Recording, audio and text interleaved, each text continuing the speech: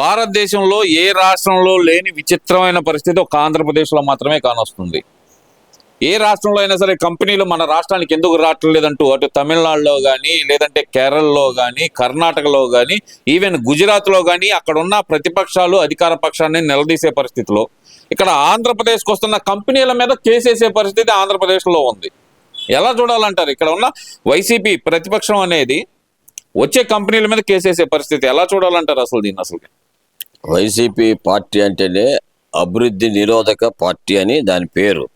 అలాంటి వాళ్ళతో కేసులు వేస్తారు, చెడగొడతారు.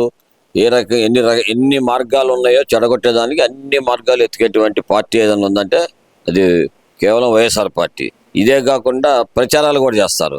ఎందుకంటే ఇక్కడ లా అండ్ ఆర్డర్ లేదు, లేదా ఇక్కడ మీరు వచ్చినట్టయితే తర్వాత ముందు మీరు వచ్చిన తర్వాత ఇక్కడ సదుపాయాలు లేవు అని చెప్పేసి ఈమెయిల్ చేసినటువంటివి కూడా మనం చూసాం గతంలో. ఇంతకుముందు 2014-19 పరిపాలనప్పుడు కూడా వీళ్ళు ఈమెయిల్ చేశారు రావద్దని. అలాంటి మనస్తత్వం గల వాళ్ళు ఎక్కడున్నా కూడా అంతే. వాళ్ళందరూ కూడా మరలా తెలుసుకొనే వచ్చారు. వాళ్ళు మీరేదో చెప్పినంత మాత్రాన కాదు. ఒక కంపెనీ పెడుతున్నారంటే ఎన్ని రకాలుగా ఆలోచిస్తారు. పెద్ద పెద్ద కంపెనీ కోట్లు ఇక్కడ పెట్టేది. గూగుల్ కంపెనీ వస్తుందంటే ఎవరికి వస్తుందా ఏంటంటే కొన్ని ఎంతో ఆలోచన చేసి అన్ని రకాలైనటువంటి శాంతి భద్రతలు, అక్కడ ఉన్నటువంటి సదుపాయాలు, అక్కడ ఉన్నటువంటి జరుగుతాయా లేదా ఇదంతా కూడా ఒక ప్లాన్ చేసేటువంటిది కంపెనీ పెట్టడం అంటే. మరి భూమి ఏ రేటుకి ఇస్తారు, ఎట్లా ఇస్తారు, ఏ విధంగా ఇస్తారు, అవన్నీ కూడా ఆలోచించి పెట్టేటువంటి వాళ్ళు. కేవలం ఊరికే రౌడీ షీటర్లు పార్టీ, రౌడీలను పెట్టుకొని నడిపేటువంటి పార్టీ వాళ్ళకి ఇదంతా తెలుసా? అసలు కనీసం అతనికి మరి భారతదేశం వెళ్ళలే తెలియదు, ఆంధ్రప్రదేశ్కి వెళ్ళాలో తెలియదు. అలాంటి వ్యక్తి మనకు ముఖ్యమంత్రి చేయటం అనేది గతంలో మనం చూసాం. దానివల్ల ప్రజలు ఎంత నష్టపోయారు అనేది అర్థం చేసుకున్నారు. కాబట్టి ఇవన్నీ కూడా జరగవు.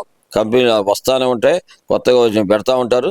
చక్కగా రాబోయే కాలంలో మంచి అభివృద్ధి చెందుతుంది. విశాఖపట్నాన్ని మనం రేపు పెద్ద బెంగళూరు, తర్వాత మద్రాసు, కలకత్తా ఆ టైప్లో మనం చూడబోతున్నామని చెప్పేసి తెలియజేస్తున్నాం. అంటే ఇక్కడ గూగుల్ కంపెనీ మీద కేసు అసలు యాక్చువల్గా 1,30,000 కోట్ల పెట్టుబడి, ఫారెన్ డైరెక్ట్ ఇన్వెస్ట్మెంట్ ఇంతవరకు భారతదేశంలో ఏ రాష్ట్రానికి రానంత ఇన్వెస్ట్మెంట్ ఒక ఆంధ్రప్రదేశ్కి వస్తే కనుక దానికి ల్యాండ్ అలొకేషన్ చేస్తున్నారు. ఇది తప్పు అంటూ కోర్టుకు వెళ్ళారు వీళ్ళు వైసీపీ నాయకులు. అందులో ఒక ఎంపీ వెళ్ళడం, చదువుకున్న వ్యక్తి, అతను ఆల్రెడీ ఫిజియోథెరపీ డాక్టర్, చదువుకున్న వ్యక్తి వెళ్ళడాన్ని అసలు ఎలా చూడాలంటారు?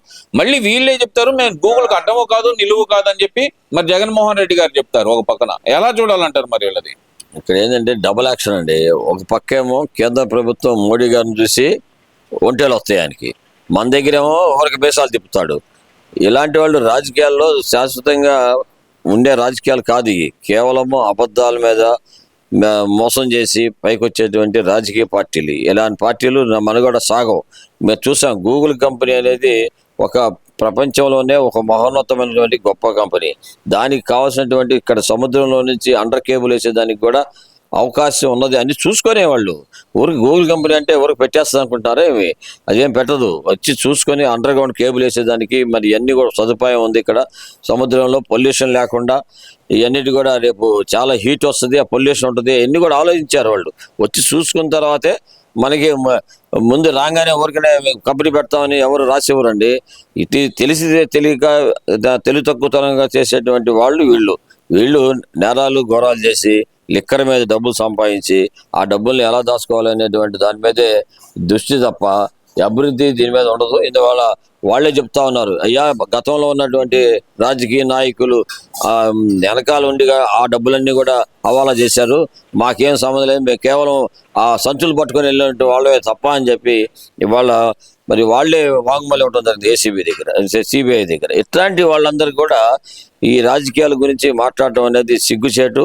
ఈ జగన్మోహన్ రెడ్డి అనే వ్యక్తి అతను కేవలము ఈ గాలి మేడలు అంటే అబద్ధాల మీద గాలి మేడలు కట్టేటువంటి రాజకీయ పార్టీ. అది మనుగడ సాగదు. ఎందుకంటే ఇవాళ గ్రామ స్థాయికి వెళ్ళా ఆ పార్టీ అసలు కేవలం రౌడీ చేతుల్లో, గూండాల చేతుల్లో మాత్రమే ఉన్న సంగతి మనం మర్చిపోకూడదు. అంటే ఇక్కడ అసెంబ్లీకి రాని జగన్మోహన్ రెడ్డి నేను ప్రెస్ మీట్ లో అడిగిన వాటికి అసెంబ్లీ వేదిక ఎందుకని సమాధానం చెప్పడం లేదు, కూటమి నాయకులు మమ్మల్ని చూసి భయపడుతున్నారా అని చెప్పి అడుగుతున్నారు కదా, మరి దాన్ని ఎలా చూడాలంటారు? ఏమండి, ఇప్పుడు ఆకలేసింది అనుకోండి, ఆకలేస్తే ఎవరు తినాలి? ఆకలేసిన వాళ్ళు తినాలి. అట్లాగే నువ్వు రాజకీయంగా ఉండాలి అనుకున్నప్పుడు రాజకీయం మనుగడని సాగించాలి అనుకున్నప్పుడు నువ్వు వచ్చి చక్కగా అసెంబ్లీ నీకేమన్నా ఎవరైనా కాలు అడ్డం పెట్టారా, కర్ర అడ్డం పెట్టారా? నువ్వు ఎన్నోసార్లు ఆహ్వానిస్తా ఉన్నాడు మన స్పీకర్ గారు. మరి మీరు అయ్యన్న పాత్ర గారు ఎన్నోసార్లు చెప్పారు, మరి దీనిపైన చర్య కూడా తీసుకోవాలని చెప్పారు. అందుకని ఊరికనే వచ్చేసి కనపడేసి మొన్న సంతకం పెట్టి గంటలో మన గవర్నర్ గారు వచ్చినప్పుడు ప్రసంగానికి ఊరికి కనపడేసి వెళ్ళిపోయారు.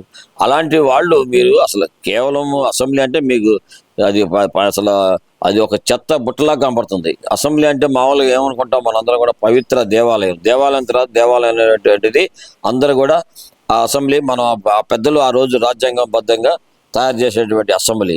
అలాంటి వాళ్ళని ఆ అసెంబ్లీనే మీరు ద్వేషించేటువంటి మనస్తత్వం గల వాళ్ళు ఎవరు ఉన్నారంటే మీరే. కాబట్టి మీరు కేవలము ఇప్పుడు ఆ 11 నియోజకవర్గాల్లో కూడా అభివృద్ధి అనేది శూన్యం కావాలని మీరు చేస్తారు. ఎందుకంటే అక్కడ అభివృద్ధి జరగకూడదు, మేము వచ్చినట్టయితే అన్నీ చేసేవాళ్ళం అని చూపించడం కోసమే మీరు అసెంబ్లీ రావట్లేదన్న సంగతి మేమందరం కూడా గమనిస్తున్నాం. ప్రజల సమస్యల కోసం ప్రజలను మిమ్మల్ని ఎన్నుకున్నటువంటి ప్రజాప్రతినిధులుగా మీరు చేయాల్సిన పని మీరు చేయకుండా కేవలము బూతులు, తర్వాత లోకల్లో ఉన్నటువంటి ప్రతి గురువారం బయటకు వచ్చేదను, గురువారం వచ్చేదను, బెంగళూరు నుంచి వచ్చేది గురువారం రోజు కూర్చొని ఇది నోటికి ఏం వస్తే అది అక్కడ పక్కన కొంతమంది ఉన్నారు, సజ్జల రామకృష్ణారెడ్డి అలాంటి వాళ్ళు, కొంతమంది పత్రికలు ఇంతకుముందు గతంలో ఏనాడులో వాటిలో పనిచేసేటువంటి వాళ్ళు ఉన్నారు.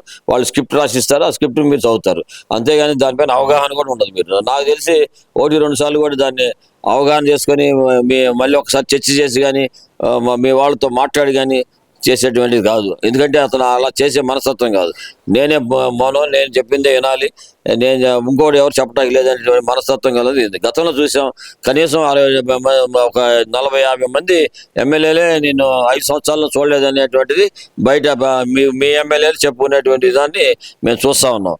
గతంలో ఒక ఎమ్మెల్యే సీఎం జగన్ కలవాలంటే లేదు, వాళ్ళు చూడండి ఎంత ఫ్రీగా సీఎం గారి దగ్గరికి వెళ్ళి అపాయింట్మెంట్ తీసుకొని వెళ్ళి తన సమస్యలను చెప్పేటువంటి విధంగా ప్రతి ఒక్కళ్ళకి అవకాశం కల్పిస్తున్నటువంటి చంద్రబాబు నాయుడు గారు. అందుకనే మీరు వైఎస్ఆర్ పార్టీలో ఉండండి, అలాగే రిటైర్డ్ ఐఏఎస్లు కానివ్వండి, ఐపీఎస్లు కానివ్వండి, ఇప్పుడు ఉన్న ఐపీఎస్లు కానీ ఐఏఎస్లు కానీ మరి వివిధ హోదాల్లో ఉన్నటువంటి అధికారులు కానీ ఏమంటారు, పరిపాలన దక్షకుడు చంద్రబాబు నాయుడు గారు. మమ్మల్ని ఆయన ఎలా ఉండాలి ఏంటి అనేది ఆయన దగ్గరే మేము నేర్చుకోవాలి, ఆయన దగ్గరే మేము నేర్చుకొని పైకి రావాలనే భావంతో పనిచేస్తూ ఉంటారు. అలాంటి మంచి పరిపాలనా దక్షుడు చంద్రబాబు నాయుడు గారిని మీరు ఎన్ని చేసినా ఏం చేసినా ఎన్ని కుట్రలు చేసినా ఆ కుట్రలు కూడా ఆయన ఎదుర్కోగలడు. కేవలం ఒకవైపే కాదు, మీరు ఒకటి అర్థం చేసుకోవాలి, రూపాయి బిళ్ళకి ఒకవైపే ఉండదు, ఆయన చెప్పిందే ఉండదు, రెండో వైపు బొమ్మ కూడా అచ్చు ఉంటుంది, బొమ్మ ఉంటుంది అనేది కూడా మర్చిపోకూడదు. కాబట్టి మీరు ఒళ్ళు దగ్గర పెట్టుకొని మీ పార్టీ ఏంటి మీరేంటి కొత్త మరి కొంతకాలం ఈసారి ఎలక్షన్ కన్నా నిలబడేటట్టుగా ప్రయత్నం చేయండి అని చెప్పేసి తెలియజేస్తున్నా. ఆ తర్వాత ఎట్టైనా మనుగడ ఉండదు మీకు. అంటే అక్కడ అసెంబ్లీ సమావేశాలు ఏముందో ఒకరికొకరు జాకీలు వేసుకుంటున్నారు, తండ్రి కొడుకు జాకీలు వేస్తుంటే కొడుకు తండ్రికి జాకీలు వేస్తున్నారు, వీళ్ళిద్దరికి పవన్ కళ్యాణ్ జాకీలు వేస్తున్నాడు అంటూ మరి జగన్మోహన్ రెడ్డి గారు చేసిన వ్యాఖ్య, మరి దాన్ని ఎలా చూడాలంటారు? మొట్టమొదటి కూడా ఈ ఉమ్మడి ఈ కూటమి ప్రభుత్వాన్ని ఏ రకంగా విడదీయాలని చాలా ప్రయత్నం చేశాడు. అది వెంటనే గమనించినటువంటి మన పవన్ కళ్యాణ్ గారు ఇది అతను ఆటలు సాగకుండా ఎప్పటికప్పుడు ఆయన బ్రేక్లు వేసి జాగ్రత్తగా ఎలక్టెడ్గా ఉండి వాళ్ళ కార్యకర్తలందరినీ కూడా ఎప్పుడు కూడా ఎలక్ట్ చేస్తున్నటువంటి మంచి నాయకుడు మన పవన్ కళ్యాణ్ గారు. ఆయనతో పాటు ఇవాళ బీజేపీ పార్టీ కూడా మరి అభివృద్ధి ధ్యేయంగా బీజేపీ పార్టీలో ఉన్నటువంటి నాయకులు కూడా చక్కగా పనిచేస్తున్నారు. అందరం కలిసి పనిచేస్తున్నాం. ఏదన్నా చిన్న చిన్న లోపాలు అనేది ఎక్కడైనా ఉంటాయి, ఒక కుటుంబం తర్వాత చిన్న లోపాలు లేకుండా ఉండవు. అట్లాంటి 1-6 ఉన్నా కూడా వాటిని సర్దిద్దుకొని ముందుకెళ్తా ఉన్నాం. చాలా చక్కగా పరిపాలన, కూటమి ప్రభుత్వం పరిపాలన చాలా చక్కగా ఉంది. దానికి ఇతను ఏ రకంగా చెడగొట్టాలి అనేటువంటిది కాన్సెప్ట్ అతను. ఇంకా చెడగొట్టాలనుకునే వాడికి మనకు తెలుసు, చిన్న పాలల్లో చిన్న కడివిడి పాలల్లో చిన్న చుక్క విషయం వేసేది ఏ రకంగా పడవద్దు ఆ రకంగా చేయాలని మీ ప్రయత్నం. అది కూడా జరగదు. మీరు అసలు దాని దగ్గరికి కూడా పాల దగ్గరికి కూడా వెళ్ళేటువంటి పరిస్థితి లేదు అని చెప్పేసి తెలియజేసుకుంటాం.